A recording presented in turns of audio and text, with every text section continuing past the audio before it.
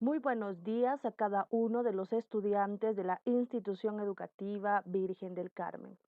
Bien, vamos a continuar nuestro trabajo de aprendizaje como cada semana seguimos nuestros talleres, nuestras tareas, nuestros trabajos, siempre con la motivación de aprendiendo en casa, con la responsabilidad y la puntualidad adecuada.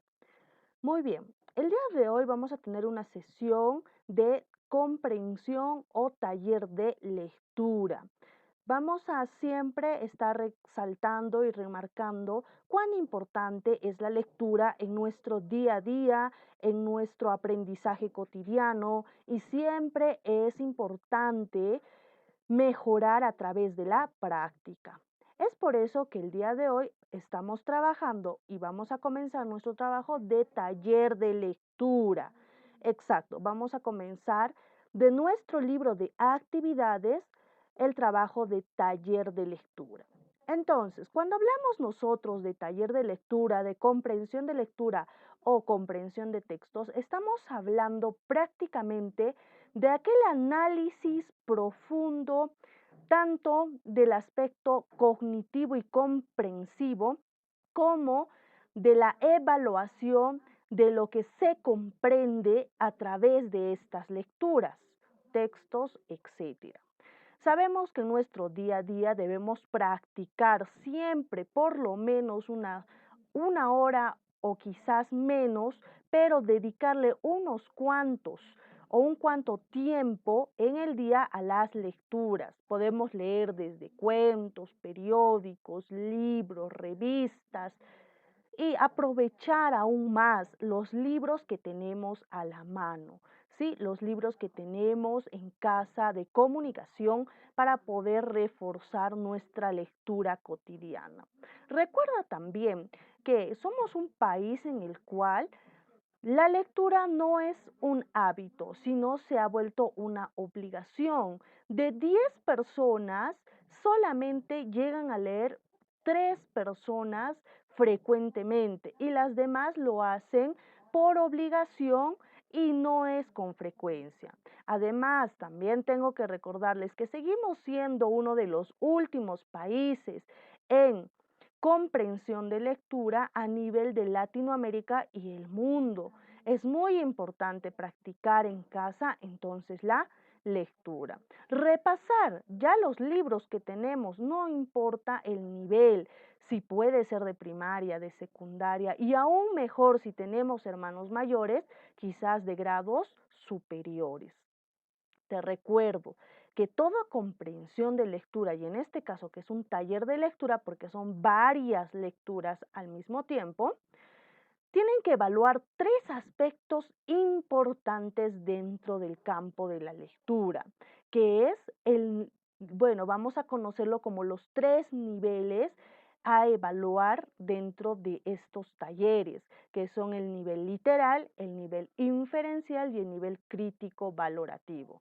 Vuelvo a repetir, el nivel literal, el nivel inferencial y el nivel crítico valorativo. ¿Qué quiere decir esto? Quiere decir prácticamente que cuando vamos a leer un texto, una lectura, cualquier tipo de lectura o texto, ¿qué quiere decir? Que al momento de demostrar que hemos comprendido, la evaluación será en estos tres niveles.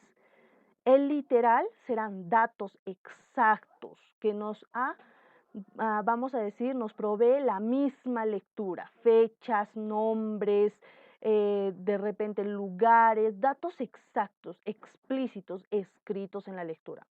Por otro lado, también vendrán preguntas de nivel inferencial, que vas a hacer un supuesto, va a utilizar la imaginación, que de repente algún personaje o un hecho importante que no se detalla en el texto o la lectura, pero nosotros tenemos que inferirla, adivinarla, tenemos que adelantarnos o deducir de qué hubiera podido suceder ese hecho, esa situación, qué cosa podría complementar mejor al texto en esa parte y que quizás no lo están explicando.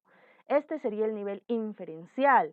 Mientras tenemos finalmente el nivel crítico valorativo, en el cual tú eres el protagonista, pondrás tu opinión desde tu perspectiva, desde tu punto de vista, para encontrar así quizás soluciones o respuestas a incógnitas dentro de la lectura. También para dar un punto reflexivo, quizás desde otro contexto en el cual se puede aplicar el tema de la lectura. Bien, de esta forma y con estas aclaraciones con respecto a las lecturas, vamos a ver cuál sería nuestro propósito a trabajar el día de hoy. El propósito vendría a ser que debemos entender lo que leemos y evaluar siempre los tres niveles o evaluarnos en los tres niveles, el literal, el inferencial y el crítico valorativo. Muchas veces pueden aparecer en nuestro libro, como es el caso, dos niveles o un solo nivel, dependiendo del tipo de lectura.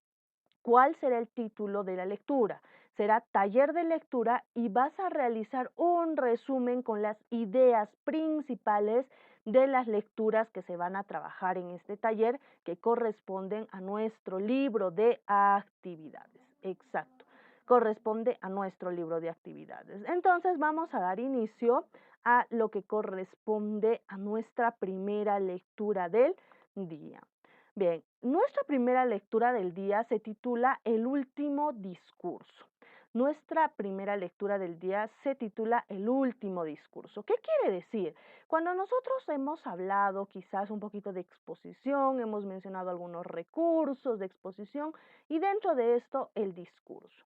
Vamos a decir ya un poquito para recordar que un discurso lo realiza una persona con el fin de persuadir y convencer a los demás. Como podemos ver en esta imagen, vemos que hay una persona que está hablando enfrente de otras personas. Va a presentar argumentos válidos, va incluso a tratar de persuadir a través de la parte emotiva o sentimental. Va a tratar de enviar mensajes para llegar a convencer a aquellas personas que lo están escuchando. Entonces, eso sería un discurso, llegar a persuadir y convencer mediante argumentos válidos. El discurso ha ido, o vamos a decir que cambiando a lo largo de la historia. Antiguamente vamos a mencionar que nació en Grecia, uno de los primeros puntos donde conocíamos al discurso antiguamente como la oratoria, Entonces, los primeros oradores muy importantes dentro de esta cultura tan prestigiosa y muy antigua van a ser aquellos filósofos que tenían quizás la misión de llegar a convencer sus teorías y en forma educativa transmitir información a aquellos seguidores, alumnos o estudiantes o jóvenes o en sí personas que podían escucharle. Entonces, vamos a ver también que dentro de discurso, como lo conocían antes, como era la oratoria, podemos mencionar a uno de los grandes que sería Demóstenes, ¿no? Demóstenes, que era prácticamente el padre de la oratoria. Muy bien, una persona, un filósofo, un orador muy importante en el cual quizás a lo largo del tiempo estos han dado las primeras bases para hablar acerca del discurso. También tenemos que mencionar que el discurso puede ser oral y puede ser escrito. Se van a presentar de dos formas o dos maneras. La parte oral es generalmente lo que nosotros podemos apreciar en distintos campos, por ejemplo, en la política, en el campo educativo, en el campo científico, etcétera. Generalmente hemos escuchado discursos involuntariamente a través de la politiquería, que son aquellas personas que se lanzan quizás a un puesto político para poder de esta manera alcanzar estos niveles de, no sé, de posiciones sociales como alcaldía o presidencia o quizás ministros, no lo sé, pero tratan de convencer a la ciudadanía que voten por él. ¿Y qué utilizan? Un discurso oral, la herramienta más importante, llegar al oyente para poder convencerlos, persuadirlos a que voten por ellos. Entonces, de esta forma están practicando el discurso. Por otro lado, también se habla del discurso escrito. Hay muchos escritores, autores muy famosos. Uno de los representantes más importantes en nuestro país es Mario Vargas Llosa, que ha mencionado y escrito varios discursos en esta categoría de discursos escritos para la población. Incluso podemos encontrarlo en algunos libros, sus discursos, además de verlo a través de las redes, como es el Internet, el discurso que dio, por ejemplo, y que duró más de 1 hora y media, por haber ganado uno de los premios más importantes a nivel mundial, que es el Premio Asturias o el Premio del Príncipe, justamente aparte del Premio Nobel. Entonces vamos a decir, momentos en el cual han tenido que escribir un discurso para poder guiarse, porque un discurso escrito tiene más solidez, ya que un discurso oral, aunque nazca más de la perspectiva del pensador en el cual éste está hablando, el discurso escrito por vamos a decirlo, el largo del tiempo en el cual tiene que hablar, tendría que tener un apoyo escrito. Además, todo discurso oral primero siempre ha tenido que ser un discurso escrito, a menos que sea un discurso improvisado. Bien, después de estas primeras bases acerca del discurso, ¿para qué les doy este tipo de ideas antes de comenzar nuestra lectura? Principalmente va a ser con el fin de que las personas, ¿no?, que nosotros y todos los estudiantes puedan tener una idea previa de qué es lo que puede tratar el texto. Ahora analicemos lo que corresponde justamente a este título, el último discurso. Me está diciendo que hay alguien, no sé si es una persona de femenino o masculino, ¿no?, que va a dar un último discurso. ¿Será porque estará a punto de morir? ¿Será porque se retirará? Quizás era un discursante muy famoso y se va a retirar de la carrera. No lo sabemos, pero nos da una idea de que el último discurso será algún enunciado que va a mencionar esta persona que nunca más lo va a volver a realizar o a mencionar.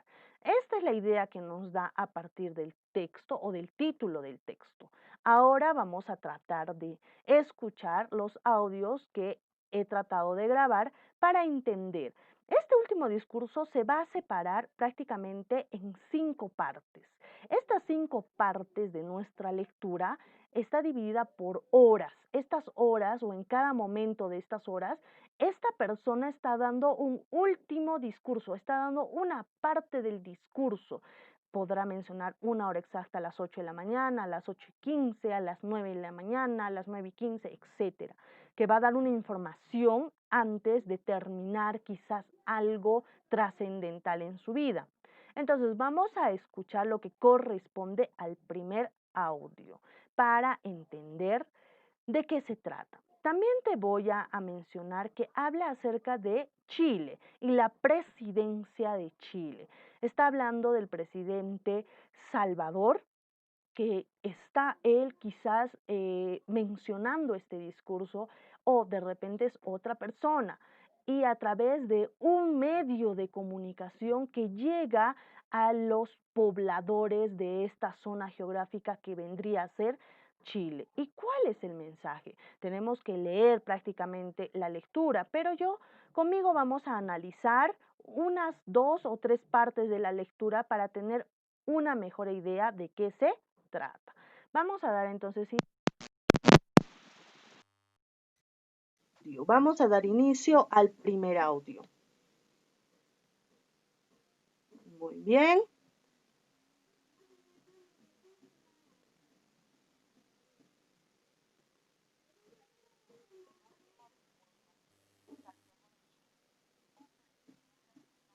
El último discurso. Santiago de Chile, 11 de septiembre de 1973. 7:55 de la mañana. Radio Corporación. Habla el presidente de la República desde el Palacio de la Moneda. Informaciones confirmadas señalan que un sector de la marinería habría aislado Valparaíso y que la ciudad estaría ocupada, lo que significa un levantamiento contra el gobierno, del gobierno legítimamente constituido, del gobierno que está amparado por la ley y la voluntad del ciudadano. En estas circunstancias, llamo a los trabajadores que ocupen sus puestos de trabajo, que concurran a sus fábricas, que mantengan la calma y serenidad. Hasta este momento en Santiago no se ha producido ningún movimiento extraordinario de tropas y, según me han informado, el jefe de la guarnición, Santiago, estaría acuartelado y normal. En todo caso, yo estoy aquí, en el Palacio de Gobierno, y me quedaré aquí defendiendo al gobierno que represento por voluntad del pueblo. Lo que deseo esencialmente es que los trabajadores estén atentos, vigilantes y que eviten provocaciones. Como primera etapa, tenemos que ver la respuesta, que espero sea positiva, de los soldados de la patria, que han jurado defender el régimen establecido, que es la expresión de la voluntad ciudadana, y que cumplirán con la doctrina que prestigio o prestigió a Chile y que prestigie el profesionalismo de las Fuerzas Armadas. En estas circunstancias tengo la certeza de que los soldados sabrán cumplir con su obligación. De todas maneras, el pueblo y los trabajadores fundamentalmente deben estar movilizados activamente, pero en sus sitios de trabajo, escuchando el llamado que pueda hacerle y las instrucciones que se les dé el compañero presidente de la República.